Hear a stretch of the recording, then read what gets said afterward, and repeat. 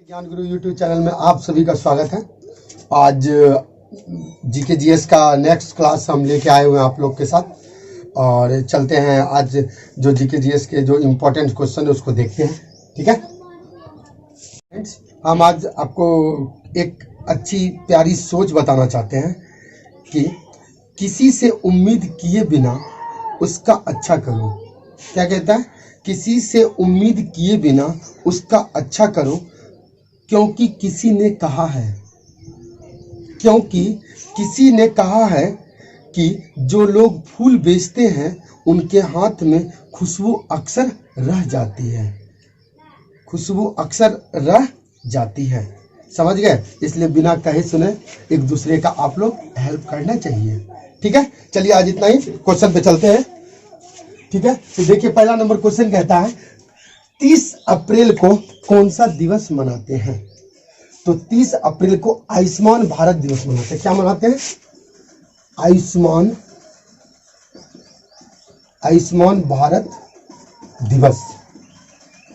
30 अप्रैल को आयुष्मान भारत दिवस मनाते हैं। इसकी शुरुआत मोदी सरकार ने ही की है। कब से? तो 2018 से।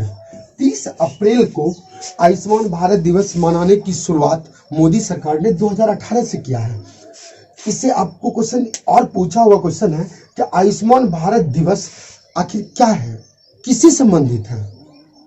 हाईवे से, टेक्नोलॉजी से, स्वास्थ्य से या किससे? तो ये जो आयुष्मान भारत है ये स्वास्थ्य से संबंधित है। किससे? राष्ट्रीय स्वास्थ्य सुरक्षा से संबंधित है आयुष्मान भारत।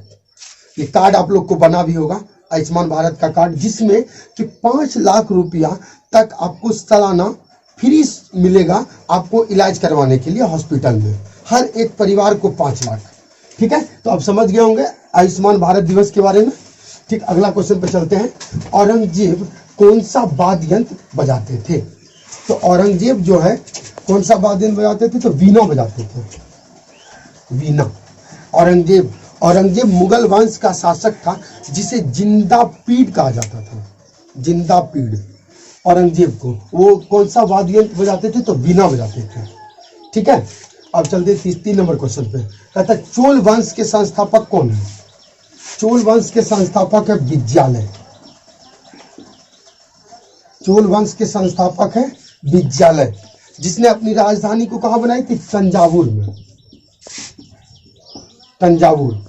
जिसने अपनी राजधानी कहां बनाई थी? तंजावुर में बनाई थी। चोल वंश की ये क्या है? राजधानी। चोल वंश की राजधानी कहां? तंजावुर। तंजावुर नहीं होगा, तंजौर होगा। चोल वंश की राजधानी का तंजौर। चोल वंश की राजधानी का तंजौर और उसके संस्थापक थे विद्यालय। चलिए 4 नंबर क्वेश्चन पे चलते हैं। कहता है नींद के अध्ययन को क्या कहते हैं? नींद के अध्ययन को हिप्नोलॉजी कहते हैं। हिप्नोलॉजी। नींद के अध्ययन को हिप्नोलॉजी कहते हैं। ठीक है, 4 नंबर क्वेश्चन का आंसर हो गया। चलिए 5 नंबर क्वेश्चन देखते हैं। घनत्व का सूत्र क्या होता है? घनत्व का सूत्र, ये घनत्व जो है ये एग्जाम में बहुत बार पूछा हुआ क्वेश्चन है। घनत्व का सूत्र, घनत्व का एसआई मात्रक, घनत्व का बीमा, ये बहुत इंपॉर्टेंट है आपके एग्जाम के लिए। ये VVI है, आने वाले आपका जो भी एग्जाम है उसमें ये इससे क्वेश्चन आता है। जो RRB हो चाहे SSC हो, जहां भी हो क्वेश्चन पूछता है। तो घनत्व बराबर सूत्र होता है द्रव्यमान बटे आयतन। घनत्व बराबर सूत्र क्या होता है? द्रव्यमान बटे आयतन। ठीक है, तो सूत्र समझ गया। अब इससे आप एसआई मात्रक, बीमा सारा निकाल सकते हैं, नॉमिकल्स बना सकते हैं। सूत्र जब आपको मालूम रहे तो आप बहुत कुछ कर सकते हैं। तो चलिए इसका पहले एसआई मात्रक क्या होगा, फिर इसका बीमा क्या होगा, दोनों निकालते हैं। तो एसआई मात्रक निकालने के लिए द्रव्यमान का एसआई मात्रक क्या होता है? किलोग्राम। आयतन का एसआई मात्रक क्या होता है? Metre cube. ठीक है, तो केजी बटे मीटर क्यूब। इसका एसआई मात्रक क्या हो गया? केजी प्रति मीटर क्यूब। ये घनत्व का एसआई मात्रक हो गया। क्या हो गया? घनत्व का एसआई मात्रक हो गया केजी प्रति मीटर क्यूब। ठीक है, समझ गया होंगे। या इसको ऐसे भी लिख सकते हैं केजी m-3, जब इसको ऊपर जाएगा तो माइनस हो जाएगा। इस फॉर्म में भी लिख सकते हैं, दोनों एक ही है। समझ गए। चलिए अब बीमा, बीमा आप निकालिए, आप लोग फटाफट कॉपी में, वीडियो को रोकिए, पॉज करके आप लोग बीमा निकालिए, तब ना मानेंगे कि आप लोग कुछ समझे। एक दिन और बताए थे बीमा से रिलेटेड, तो बीमा देखिए आप बताते हैं। तो इसका बीमा जो होगा तो सूत्र से निकलेगा द्रव्यमान, द्रव्यमान को बीमा में क्या लिखते हैं एम, और आयतन को क्या लिखते हैं एल क्यू, ठीक है। तो इसका बीमा हो गया एम एल माइनस 3, ये क्या होगा घनत्व का बीमा हो गया, ठीक है। समझ गए होंगे आप लोग, ठीक है। आप मेरे जितना भी पीछे का वीडियो है सारा वीडियो को आप लोग मैंने देखेंगे बढ़िया से। जो क्वेश्चन कभी कभी वीडियो देखने के बाद ना वो क्वेश्चन को आप भूल जाएंगे कुछ दिन के बाद, तो इसलिए एक बार फिर से उस सारा वीडियो को आप री कर लेंगे। जो क्वेश्चन आपको याद नहीं रह रहा है उस क्वेश्चन को आप कॉपी में नोट कर लेंगे।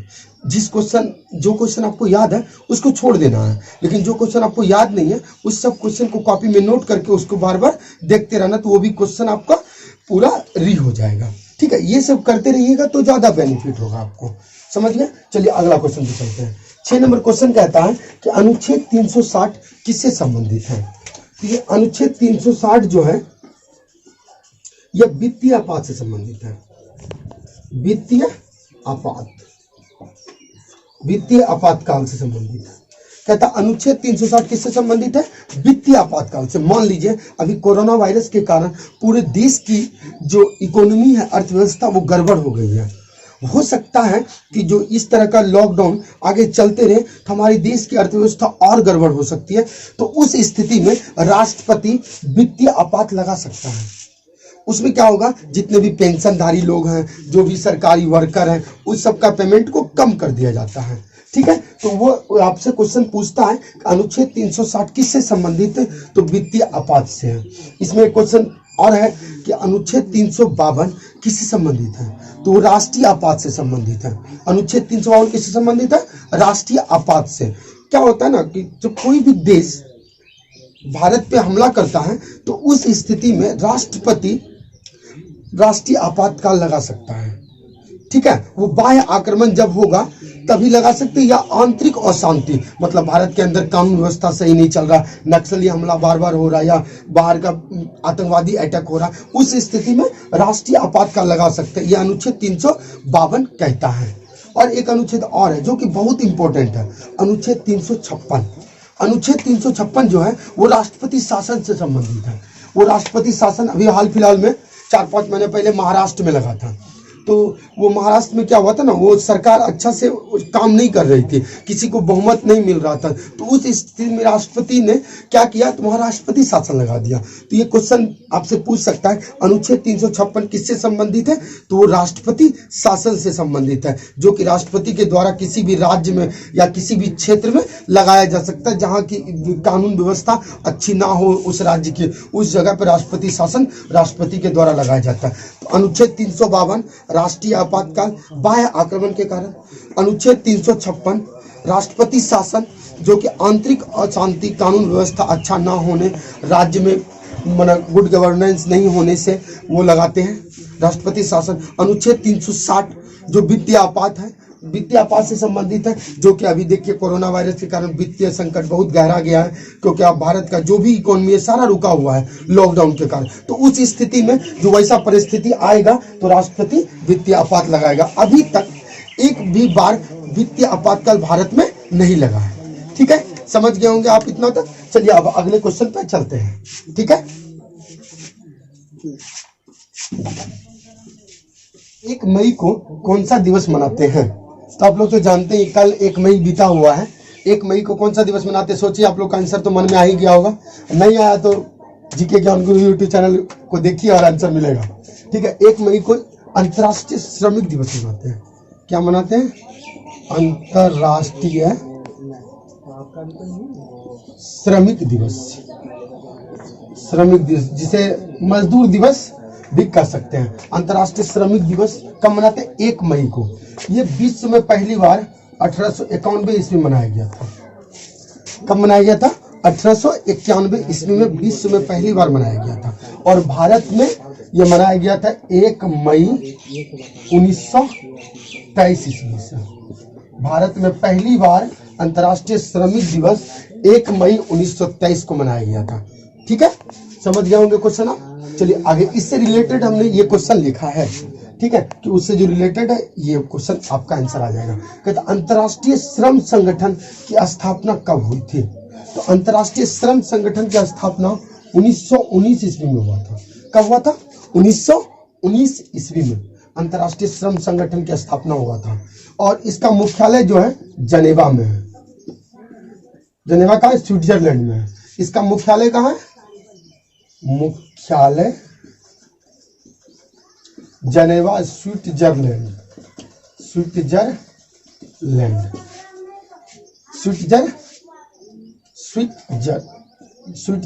में है। ठीक है, जनेवा स्विट्जरलैंड में। और इसके वर्तमान में अध्यक्ष कौन है? आपसे ये क्वेश्चन पूछ सकता है कि अंतर्राष्ट्रीय श्रम संगठन के वर्तमान में अध्यक्ष कौन है? तो इसके अध्यक्ष है गाय राइडर। क्या है? नाम भी अजीब है, गाय राइडर।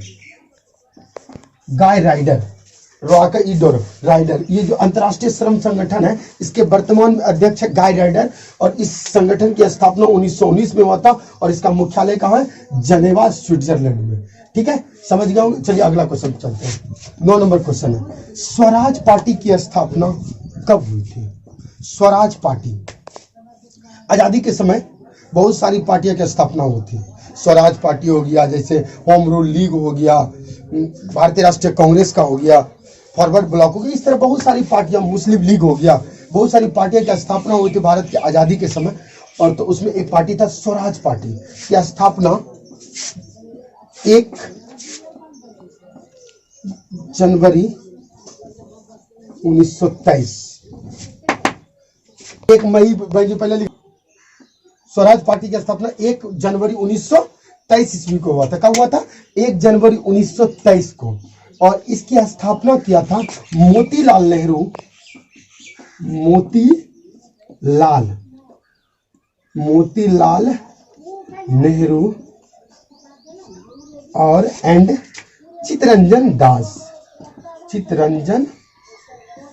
दास ने किया था। ठीक है, मोतीलाल नेहरू और चित्तरंजन दास ने स्वराज पार्टी की स्थापना किया था 1 जनवरी 1923 को। चलिए अगला क्वेश्चन पे चलते हैं। 10 नंबर क्वेश्चन कहता है, भारतीय असंतोष का जनक किसे कहा जाता है? इससे 2 क्वेश्चन रिलेट होता है। पहला तो डायरेक्ट आपसे पूछ सकता है कि भारतीय असंतोष का जनक किसे कहा जाता है? तो कहा जाता है बाल गंगाधर तिलक को। किसको कहा जाता है? बाल गंगाधर तिलक को, जिसने केसरी समाचार पत्र का स्थापना किया था। केसरी समाचार पत्र के संपादक कौन है? तो वह बाल गंगाधर तिलक। ठीक है, तो उसी को भारतीय असंतोष का जनक कहा जाता है। किसको? बाल गंगाधर तिलक। बाल गंगाधर तिलक को भारतीय असंतोष का जनक कहा जाता है। लेकिन भारतीय असंतोष का जनक बाल गंगाधर तिलक को किसने कहा था? ये बहुत इंपॉर्टेंट है। तो बाल गंगाधर तिलक को भारतीय असंतोष का जनक वेलेंटाइन सिराले ने कहा था। किसने कहा था? वेलेंटाइन सिराले ने। ठीक है, समझ गए होंगे। चलिए अगला चलते हैं। 11 नंबर क्वेश्चन है, श्रीहरिकोटा प्रक्षेपण केंद्र। श्रीहरिकोटा प्रक्षेपण केंद्र किस राज्य में स्थित है? तो श्रीहरिकोटा ये आंध्र प्रदेश में स्थित है। कहाँ स्थित है? आंध्र प्रदेश में। आंध्र प्रदेश में स्थित है श्रीहरिकोटा प्रक्षेपण केंद्र। ठीक है, चलिए अगले क्वेश्चन पे चलते हैं। देखिए, भूकंपों का अध्ययन क्या कहलाता है? भूकंप के अध्ययन को क्या कहते हैं? सिस्मोलॉजी कहते हैं। सिस्मोलॉजी, भूकंप के अध्ययन को सिस्मोलॉजी कहते हैं। ठीक है, चलिए अगला क्वेश्चन चलते हैं। 13 नंबर क्वेश्चन कहता है, आग बुझाने के लिए कौन सी गैस का उपयोग किया जाता है? मान लीजिए कोई घर में शॉर्ट सर्किट से आग लग गया या गैस ब्लास्ट कर गया, उसमें घर में आग लग गया, तो उसको बुझाने के लिए हम कौन सा गैस का उपयोग करेंगे? तो उस गैस का नाम है CO2। CO2 ना कार्बन डाइऑक्साइड। CO2 गैस का उपयोग करते हैं आग बुझाने के लिए। ठीक है, 14 नंबर क्वेश्चन देखते हैं। कहता अर्जुन एवं राजीव गांधी खेल रत्न पुरस्कार खेल रत्न दोनों पुरस्कार पाने वाली प्रथम महिला कौन है? कहता है कि अर्जुन पुरस्कार और राजीव गांधी खेल रत्न पुरस्कार दोनों पुरस्कार पाने वाली प्रथम महिला कौन थी? तो वो प्रथम महिला थी कुंज रानी देवी। कुंज रानी देवी, कुंज रानी देवी वो प्रथम महिला थी जिसे अर्जुन पुरस्कार और साथ में राजीव गांधी खेल रत्न पुरस्कार दोनों मिला है। ठीक है, और इसे ये किस खेल से संबंधित है? यह भारोत्तोलन, भारोत्तोलन से संबंधित है। भारोत्तोलन खेल से संबंधित है। भारोत्तोलन खेल से संबंधित है। कुंज रानी देवी, इसे ग्रैंड ओल्ड लेडी के नाम से जानते हैं। Grand old